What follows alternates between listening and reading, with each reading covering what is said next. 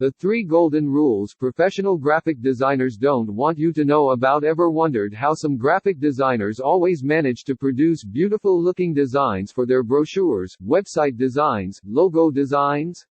Talent, yes, it helps, but there are a handful of more important things you can do that will have even complete beginners producing award-winning design.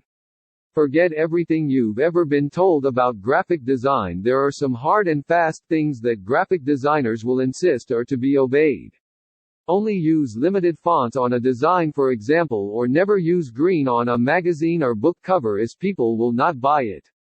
Stuff and nonsense. You can pretty much do whatever you like, but you must apply these strict graphic design rules and you will soon be walking away with graphic design silverware.